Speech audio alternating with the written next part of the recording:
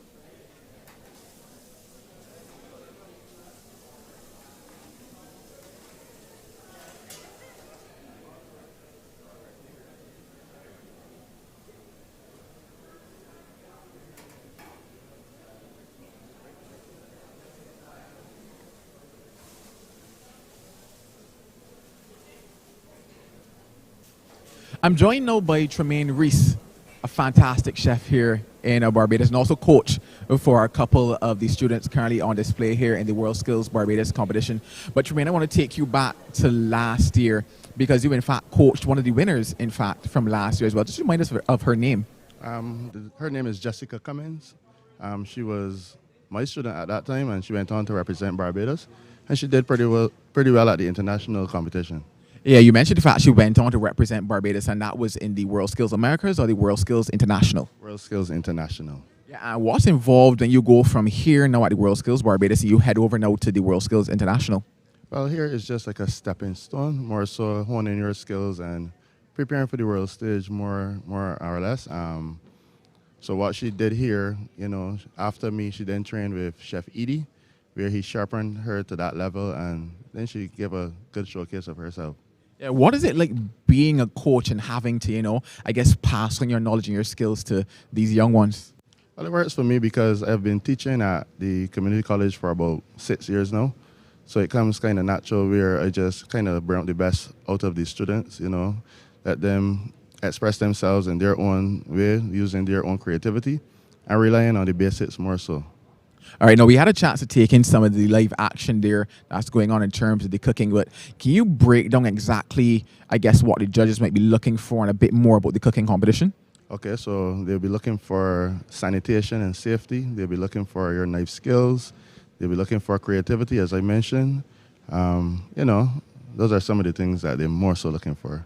Yeah, and then obviously as a coach, what are you hoping that by the time you're finished, imparting all of your knowledge, what are you hoping that these young aspiring chefs go on to be? Well, more so character building, preparing for the real world of work. Competition is just one aspect of it, but as long as they succeed at this level, I think the most important thing is everyone will be a winner, even if you don't win the competition. Just taking away your experiences from here, I think that's most important for me. Now, I know you want to get back to watching because, as I mentioned, you have two students over there. But quick question for you. Reckon you have yourself another winner here this time around this year? Oh, most definitely. I can promise you that. Alrighty, and then in terms of the preparation, how long does it take to prepare for a competition like this? Speaking to Chef Edie, he's been telling me some of the competitors from around the world, they start as early as 2 years in advance. For us here, we don't get the luxury of that time. But to be fair, being a student of community college, it's an associate degree program, which is 2 years. So technically, when you start your program there, as I said, it's about linking your learning, relying on the basics, just taking that from one step to another, first year into second year, and not at competition level. So to be fair, as I said, it's just relying on what you know already. Well, guys, that's Coach Tremaine Reese. He's very confident about his chances here again. But Tremaine, thanks for taking time out to chat with me. And go ahead, have your chance to watch your students there again. Well, guys, we're going to head back over now to some more of that live World Skills Barbados action.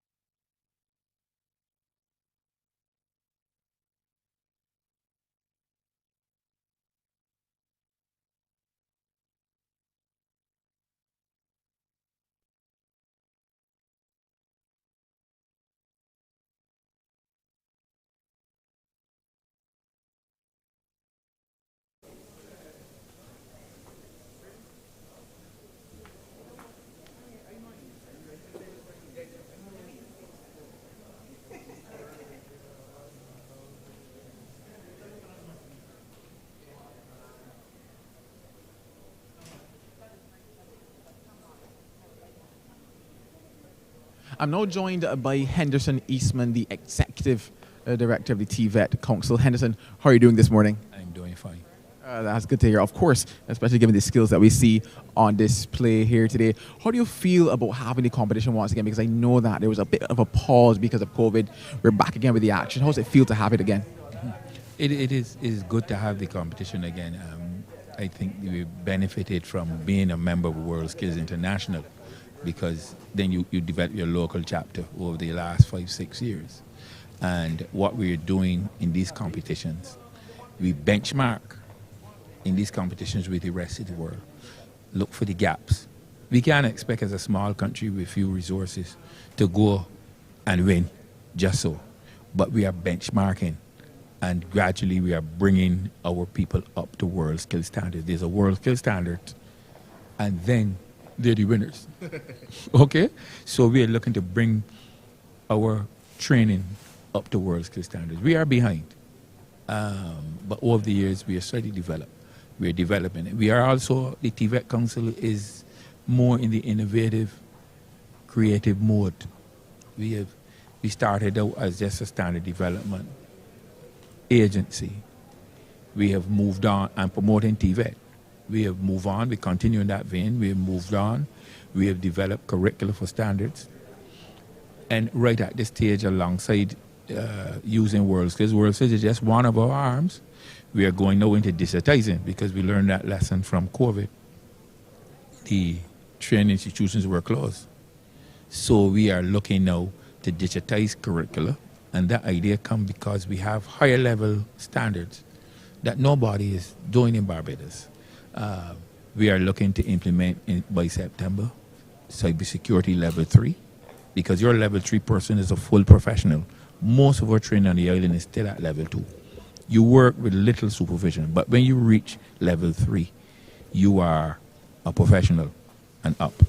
So we are looking at animation, cybersecurity, e-commerce, social media management, and network administration. These are standards that we're looking to implement between the two major institutions, BCC and SJPI.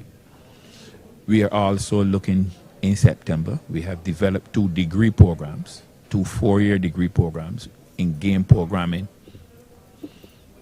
and 1 in game art and animation between the 2 institutions to implement in September, with an exit point after 2 years for the associate degree and a further 2 years upgrade to the full bachelor's.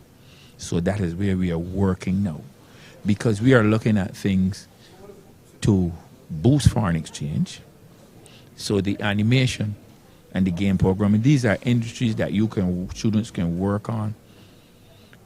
If you're competent, you can get a job anywhere in the world, India, Canada, and these are billion-dollar industries you're talking about.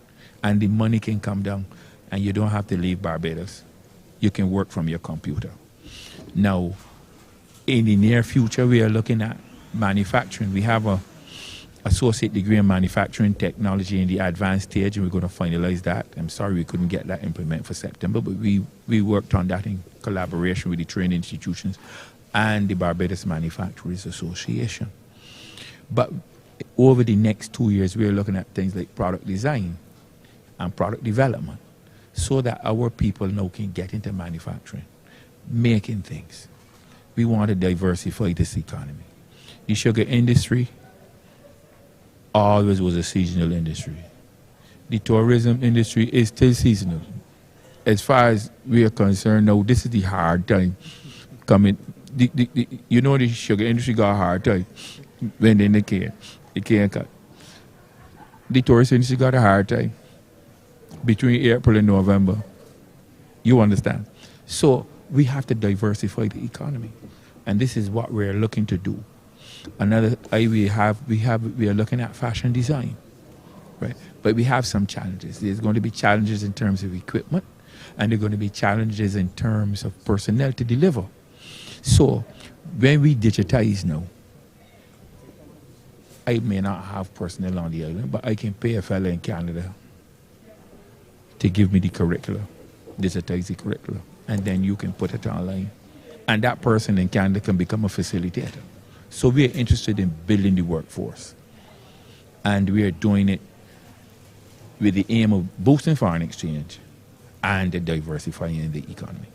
You said quite a bit there, and I want to kind of continue on from there because you talked about the World Skills International Competition. You talked a lot about some of the other programs you're looking to bring on board. I do know that since 2012 is when you guys had the first World Skills Barbados competition. But what types of improvements have you seen at the local level because of the World Skills competition? The last 2 years, 2 competitions, we went very close to what you call a medallion of excellence. A medallion of excellence is what they call the world skill standards. It means you're operating, we were a few points below, I think, both in restaurant service and cooking in the last 2 competitions. It tells you that you are operating close to world skill standard. Okay? We would hope then that, but people hear about world skills and they think it is just a competition. World skills is promoting skills. Career building, of course, skill competition. It is education and training. It is international cooperation and development. And it is research. 6 big areas of which the competition is just one. Over the last 5 years, we had training programs. We have benefited from training programs, free of cost, from our world skills partners all over the world. Right now, Infotech from the Dominican Republic is going to put on in September a training in cybersecurity. And we are talking not just a training. This is professional training from Cisco, of which the students will be able to sit and get a Cisco international certificate in cybersecurity. We are looking at the intro, which is cyber operative, and we are looking at the professional, right? And of course, they're doing that. What they want from us is English. And BCC is going to teach you English. That's all it's going to cost us, to pay BCC to teach English. Other than that, they're not charging us. So any fees the student get will be to provide for that English. So those are the kinds of things you get. You get cutting edge training. So we have set up a lifelong learning unit along with the World Skills to put on cutting edge training that the institutions can put on and build capacity in the institutions. You know, final question for you here now. Based on what you're saying in terms of that you're seeing that improvement, especially beyond just the aspects of the competition, then where would you like to see skills in Barbados go on a whole? The vision for skills has to be a vision for the country. I would like to see Barbados become the Singapore of the West Indies. A highly trained, highly productive society in the technical areas. We have to be about providing opportunities for our young people. And it has to come through technical education. Right now, we got overproduction of lawyers and people with degrees can't find work. Your economy is going to advance once you diversify and go into other areas that will bring foreign exchange. You create the opportunities for young people. Otherwise, the young people are going to leave. Yeah, I understand young people leaving to go to Canada now because it has to do with the vision for the country. We don't lead. We service. We supply to the thing for the economy. So if you're into technification, you've got to understand the vision for the country. And once you have that vision, then you train the workforce to suit. You hear the Prime Minister talking about doing other things. We are right there with her, right? But that's the way to go. You got to think big, and we are thinking big. So I would like to see one of these days. That is why we have the setup of this robotics and coding here.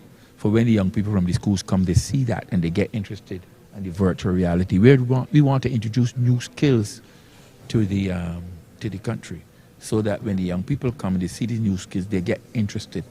But we have to have the career paths for them, right? Now the young people are different from the old people. The old people read the Nation and the Advocate and watch CBC. The young people on the social media, so they know a lot more what is going on over there. We had a future skills camp about 2-3 years ago. The Russians run that for us. That's before Russians invaded Ukraine. And listen, they had a lot of exciting areas there for the school children during the summer. We had 20 places for 5 areas. In 2 days, it did fill up, and people were asking for more. We're going to run it again this year.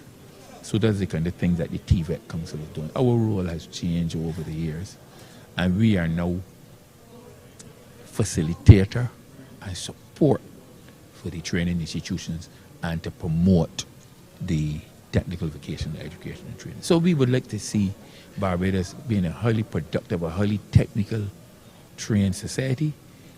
And if you have highly trained technical people, you can generate entrepreneurs. Well, Henderson, it's been an absolute pleasure chatting to you. Trust me when I say that a lot of tidbits of knowledge are there, but most importantly, the development of skills and development of not just, I guess, what you consider to be the regular skills that we talk about every single day, but the future skills as well. Well, a lot of future talents and future skills on display in the background behind us. So once again, let's go and take in some of that live action.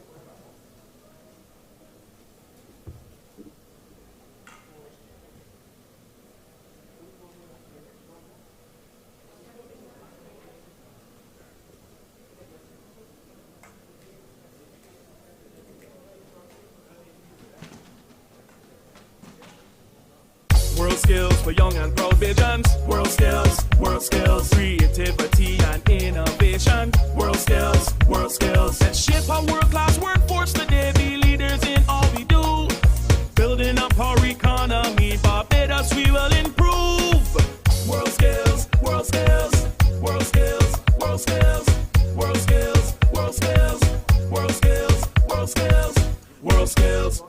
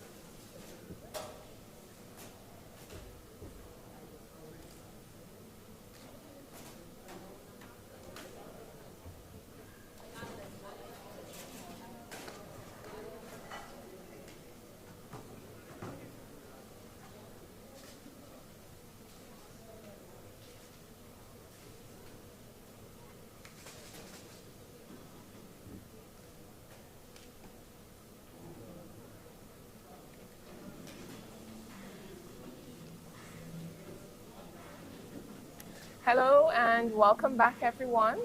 I'm your host at present, Rosina Valas, and sitting with me here is Shaquani Hunt, the third place winner, of the 2016 World Skills Competition. Welcome, Shaquani. Hi, Rosina. It's a pleasure to meet you. It's a pleasure to meet you Yes. also. We did have some conversation earlier, Yes. and it was quite interesting meeting you when I was told that you were part of the competition in 2016. So tell us a little bit about your experience in 2016, how you got involved, when you got involved. Yeah. Okay, so in 2016, I was currently a student at the Polytechnic. And one day our tutor came in and asked us, "Would you guys like to compete in a competition?" And honestly, I just said yes, and I went for it. It was an amazing but trying experience because it was a lot of hard work. Even though we were studying cosmetology and we were practicing here daily, it was a different level of competition. So to meet the standard, we had to put in extra work.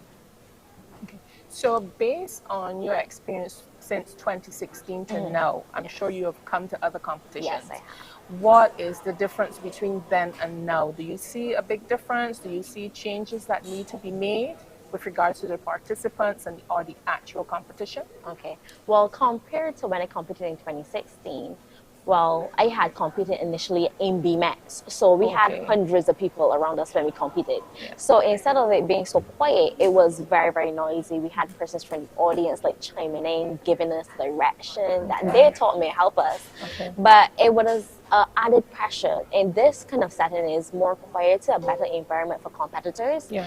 And even though we do have persons eligible and able to come in and view, it is not as noisy and distracting. Okay. So I do like that they came out of BMX a bit because it gives the competitors a little bit more time and not as much pressure on them from the viewers. Okay.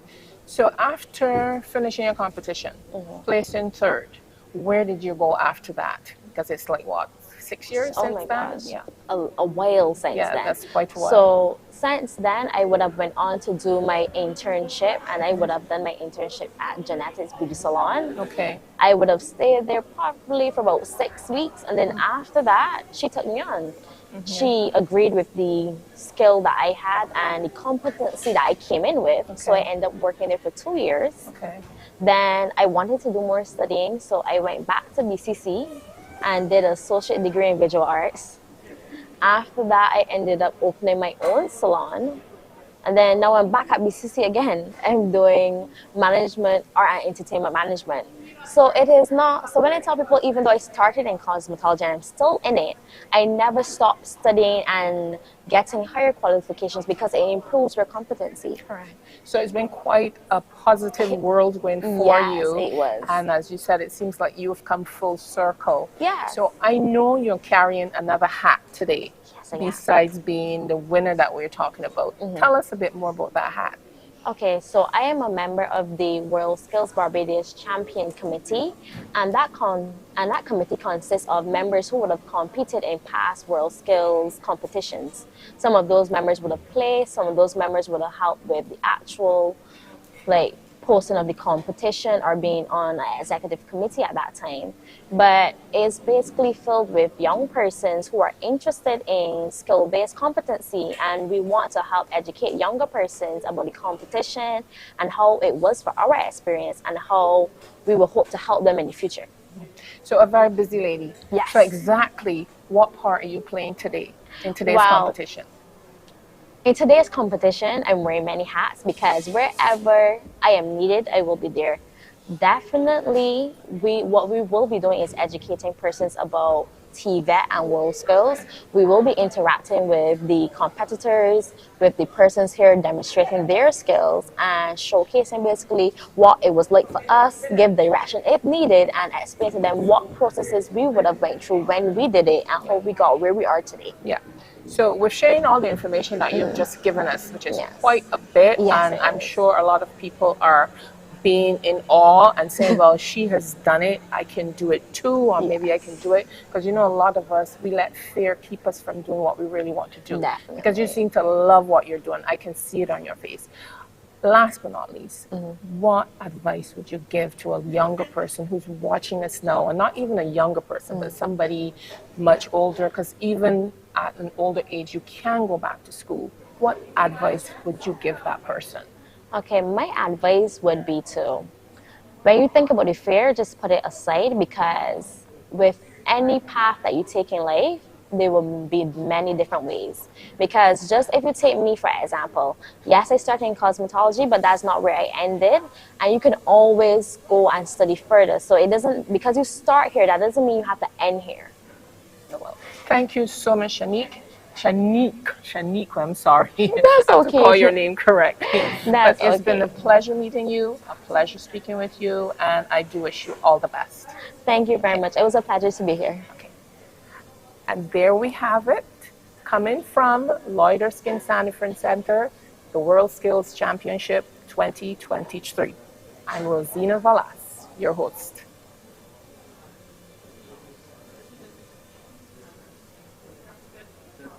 Okay.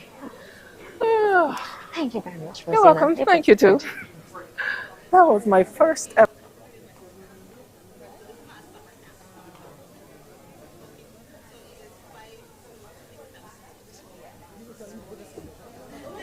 You know, you done to me first time, how your body just start to crawl.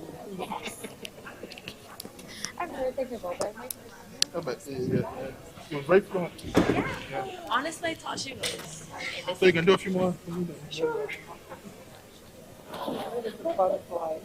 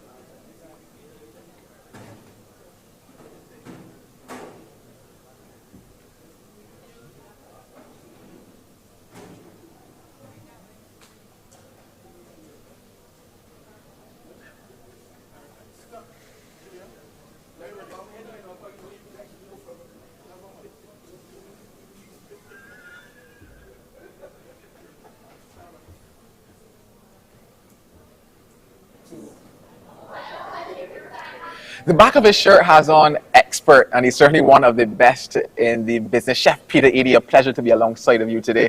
How are you doing? I'm pretty good. Busy, but good. Oh, busy Yeah. indeed. I saw you up and down inside of the kitchen Boy, here. definitely, yeah. All right, so because of that, tell me what your role is here in this World Skills Barbados competition. All right, so I'm the person, I'm the expert for Barbados as where skills go. So what I'm doing, I'm supposed to put together all this project here to select this person that we're training to go to France next year to represent Barbados at the World Skills competition. So my job is to just get all this put together and then manage the whole process as it goes on. Which means that you must be looking at a lot of the technical skills. Everything. So overall, what are you hoping that they do here today? Well, you know what? I want to see them execute them. Now, this is World Skills. So as I always tell people, this is not a good taste, good competition.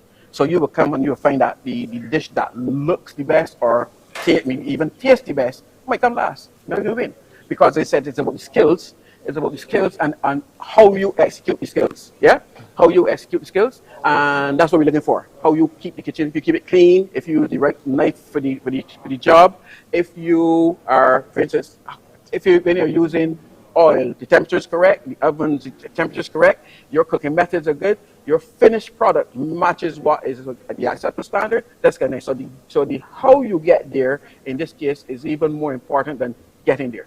Certainly, and I know that you've probably been with the organization for a couple of years. Yeah, a few now. years, yeah, How yeah. long has it been now? Oh, with Tibet? Yeah. Oh, could be about 10 years now. So over those 10 years that you've been with them, what are some of the improvements that you've seen coming across the years in terms of the skill set? Right. Actually, what I think Tibet's challenge was trying to get skills into the schools, right? Because, okay, before we had all the academic background, all that you needed, and you'd be pretty good with that. But now the world is going more towards a skills-oriented person. So they want to know that when you come to, for instance, if they're employing someone now, I want to know, you get any training? Where do you get this training? So the skills are now also very, very important. Before you could just go and work in a hotel or work someplace and you work away and you call yourself chef, you get to the top. In the modern day, that doesn't happen anymore. It's still happening here to some extent, but it's going to change. Now they're going to ask you your credentials, and your credentials will determine what you did as far as training technical skills is concerned.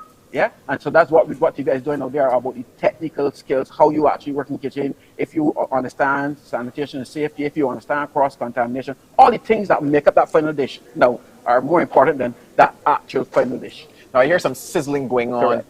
In the background, and I heard you call out some time. So in terms of timings for today, how long do they have to cook? Right. Well, so today is a 5-hour module, but there are each competitor has 3 5-hour modules. Okay, so today's 5 hours, and after the first 3.5 hours, they're supposed to create a prepared egg dish. So what we've done is give them the opportunity to get creative. So we just tell them, prepare me an egg dish, but you must also serve with that prepared garnish. In other words, you can't come and sprinkle some garnish or some parsley or put a sprig of parsley. That's my garnish.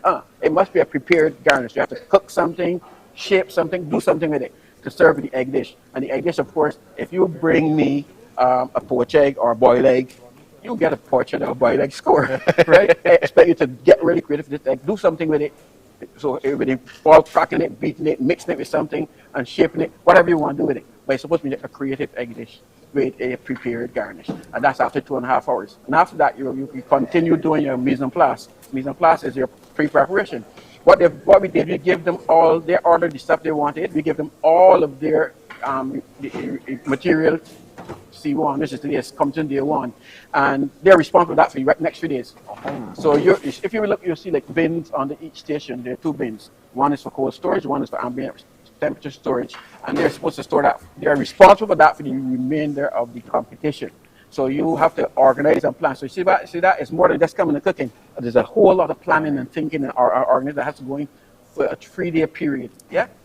So they could do the mise en place as the same. So mise en place could include making sauces for the 3rd day, desserts for if you can get if during your 5-hour mise en place you can get all that done, you could do that. Then you are responsible for storing it now until competition day 3. Right? When you're going to actually serve it with your dessert. So it's all planning and logistics going on now from this this 21st day. There are quite a lot involved. I know, Quite a as lot. you said, you're a It's a lot. busy man, so I'll let you It's a get lot. back to it. Yeah. Hopefully somebody brings you an egg tower. That'll be good. I don't know. Maybe you can do that. Where you? I'll try. I mentioned, Darrell, I'm a cookist, so I'm not a chef, but I can handle myself. So I don't want to take the official title, but I can still whip and shake, and I might sprinkle the You parsley. sound like you could eat.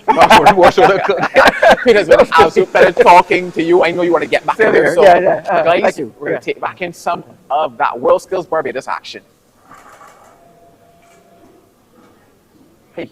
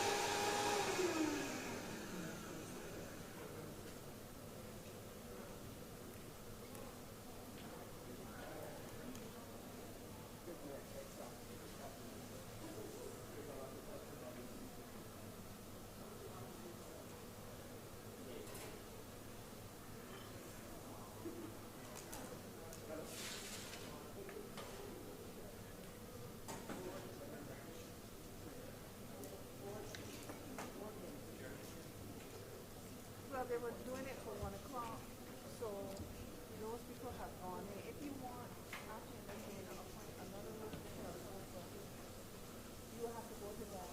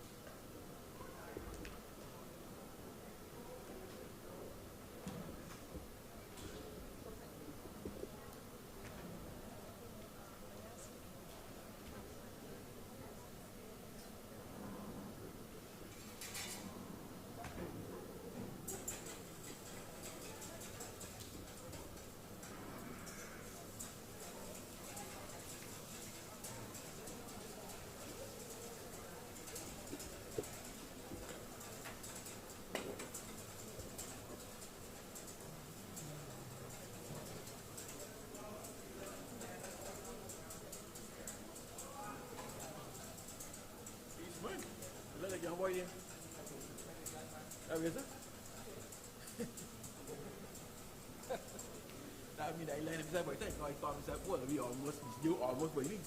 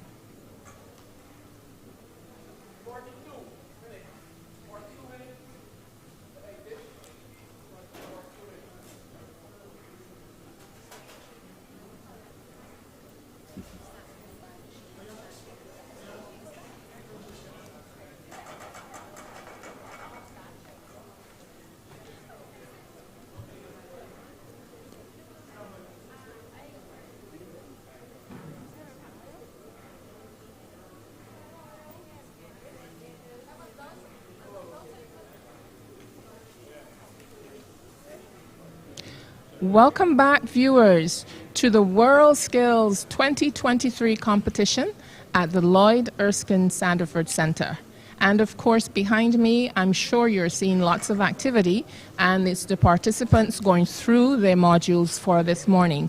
So with me, I have a very special guest, Crystal Ann Miller. Welcome, Crystal Ann. Thank you so much for having me. Now, Crystal Ann was a participant in the competition for 2016. So Crystal Ann, share with us your experience at that time. Well, in 2016, I competed and my skill area was garment construction. At that time, I was a student at the SJ, now known as SJPI, but it was SJPP.